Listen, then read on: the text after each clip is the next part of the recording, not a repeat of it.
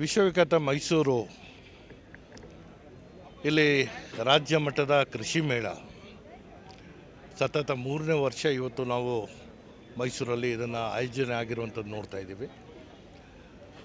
ವಿಜಯವಾಣಿಯ ಪ್ರಸ್ತುತ ಇದೇನು ಕೃಷಿ ಮೇಳ ಇದೆ ಅತ್ಯಂತ ವ್ಯವಸ್ಥಿತವಾಗಿ ಹೊಸ ತಂತ್ರಜ್ಞಾನ, ಹೊಸ ಆವಿಷ್ಕಾರಗಳು, ರೈತರಿಗೆ ಮಾಹಿತಿ ಜೊತೆಗೆ ಮಾರುಕಟ್ಟೆಯ ವ್ಯವಸ್ಥೆಯು ಕೂಡ ಕಲ್ಪಿಸುವಂಥದ್ದಕ್ಕೆ ಒಂದು ಸಹಕಾರಿಯಾಗುವಂತಹ ಒಂದು ಕೃಷಿ ಮೇಳ. ಮೂಲತಃ ನಾನು ಕೃಷಿಕ ಅಲ್ಲ, ಹಾಗಿದ್ದರೂ ಕೂಡ ಇದರ ಬೆಳವಣಿಗೆ ಮತ್ತು ಇದರ ಲಾಭ ಜನರಿಗೆ ಯಾವ ರೀತಿಯಲ್ಲಿ ಮುಟ್ತಾ ಇದೆ ಅದರಿಂದ ಆಕರ್ಷಣೀಯವಾಗಿ ನಾನು ಇವತ್ತು ಇದರ ವೀಕ್ಷಣೆಗಾಗಿ ಬಂದಿದ್ದೇನೆ. ಭಾಳ ವ್ಯವಸ್ಥಿತವಾಗಿ ಇದನ್ನು ಮಾಡ್ಕೊಂಡು ಬಂದಿದ್ದಾರೆ. ಇವತ್ತು ವಿಶೇಷವಾಗಿ ವಿಜಯವಾಣಿಯವರು ಶೈಕ್ಷಣಿಕವಾದಂತಹ ಪ್ರಗತಿ ಆಗಿರ್ಬೋದು, ಕೈಗಾರಿಕಾ ಪ್ರಗತಿ ಆಗಿರ್ಬೋದು, ಕೃಷಿ ಪ್ರಗತಿ ಆಗಿರ್ಬೋದು, ಎಲ್ಲ ಕ್ಷೇತ್ರದಲ್ಲೂ ತಮ್ಮನ್ನು ತಾವು ತೋರಿಸ್ಕೊಂಡು ಈ ರೀತಿಯ ಕಾರ್ಯಕ್ರಮಗಳು ಆಯೋಜನೆ ಮಾಡ್ತಿರುವಂಥದ್ದು ಅತ್ಯಂತ ಹೆಚ್ಚಿನ ಮಟ್ಟದಲ್ಲಿ ಶ್ಲಾಘನೀಯವಾದಂಥದ್ದು. ಕೃಷಿ ಅಂತ ಬಂದಂತಹ ಸಂದರ್ಭದಲ್ಲಿ ಇವತ್ತು ರೈತರ ಸಮಸ್ಯೆ ಒಂದು ಕಡೆಗಿದೆ, ರೈತರ ಬೇಡಿಕೆ ಒಂದು ಕಡೆಗಿದೆ, ರೈತರು ಬೆಳೆಯುವಂತಹ ಬೆಳೆಗಳಿಗೆ ಮಾರುಕಟ್ಟೆಯ ವ್ಯವಸ್ಥೆ ಒಂದು ದೊಡ್ಡ ಸವಾಲಾಗಿ ನಮ್ಮ ಮುಂದೆ ಇದೆ.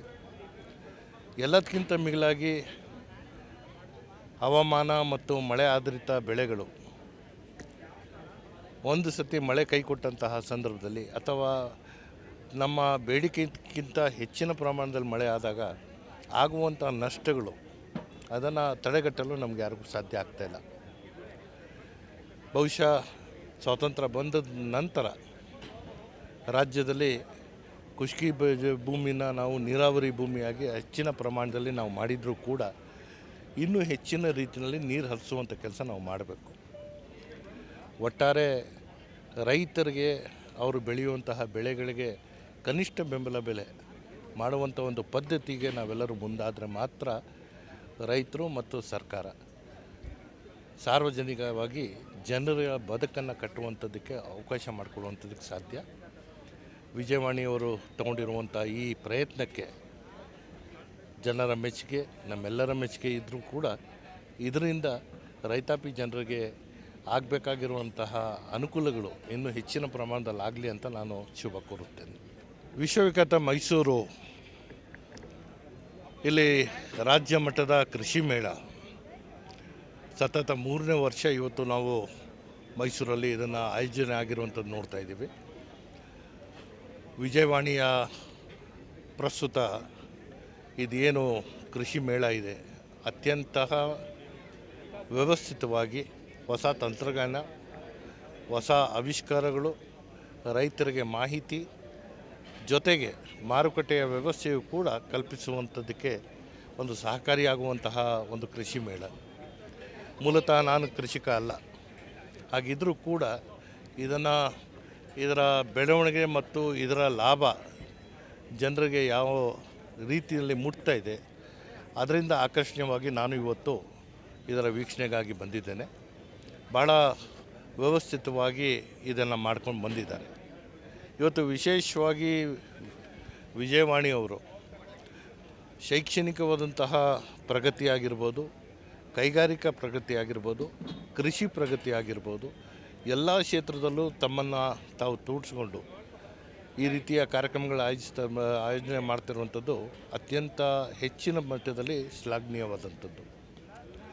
ಕೃಷಿ ಅಂತ ಬಂದಂತಹ ಸಂದರ್ಭದಲ್ಲಿ ಇವತ್ತು ರೈತರ ಸಮಸ್ಯೆ ಒಂದು ಕಡೆಗಿದೆ, ರೈತರ ಬೇಡಿಕೆ ಒಂದು ಕಡೆಗಿದೆ, ರೈತರು ಬೆಳೆಯುವಂತಹ ಬೆಳೆಗಳಿಗೆ ಮಾರುಕಟ್ಟೆಯ ವ್ಯವಸ್ಥೆ ಒಂದು ದೊಡ್ಡ ಸವಾಲಾಗಿ ನಮ್ಮ ಮುಂದೆ ಇದೆ. ಎಲ್ಲದಕ್ಕಿಂತ ಮಿಗಿಲಾಗಿ ಹವಾಮಾನ ಮತ್ತು ಮಳೆ ಆಧಾರಿತ ಬೆಳೆಗಳು ಒಂದು ಸತಿ ಮಳೆ ಕೈ ಕೊಟ್ಟಂತಹ ಸಂದರ್ಭದಲ್ಲಿ ಅಥವಾ ನಮ್ಮ ಬೇಡಿಕೆಗಿಂತ ಹೆಚ್ಚಿನ ಪ್ರಮಾಣದಲ್ಲಿ ಮಳೆ ಆದಾಗ ಆಗುವಂಥ ನಷ್ಟಗಳು ಅದನ್ನು ತಡೆಗಟ್ಟಲು ನಮಗೆ ಯಾರಿಗೂ ಸಾಧ್ಯ ಆಗ್ತಾಯಿಲ್ಲ. ಬಹುಶಃ ಸ್ವಾತಂತ್ರ್ಯ ಬಂದ ನಂತರ ರಾಜ್ಯದಲ್ಲಿ ಖುಷ್ಕಿ ಭೂಮಿನ ನಾವು ನೀರಾವರಿ ಭೂಮಿಯಾಗಿ ಹೆಚ್ಚಿನ ಪ್ರಮಾಣದಲ್ಲಿ ನಾವು ಮಾಡಿದರೂ ಕೂಡ ಇನ್ನೂ ಹೆಚ್ಚಿನ ರೀತಿಯಲ್ಲಿ ನೀರು ಹರಿಸುವಂಥ ಕೆಲಸ ನಾವು ಮಾಡಬೇಕು. ಒಟ್ಟಾರೆ ರೈತರಿಗೆ ಅವರು ಬೆಳೆಯುವಂತಹ ಬೆಳೆಗಳಿಗೆ ಕನಿಷ್ಠ ಬೆಂಬಲ ಬೆಲೆ ಮಾಡುವಂಥ ಒಂದು ಪದ್ಧತಿಗೆ ನಾವೆಲ್ಲರೂ ಮುಂದಾದರೆ ಮಾತ್ರ ರೈತರು ಮತ್ತು ಸರ್ಕಾರ ಸಾರ್ವಜನಿಕವಾಗಿ ಜನರ ಬದುಕನ್ನು ಕಟ್ಟುವಂಥದ್ದಕ್ಕೆ ಅವಕಾಶ ಮಾಡಿಕೊಡುವಂಥದ್ದಕ್ಕೆ ಸಾಧ್ಯ.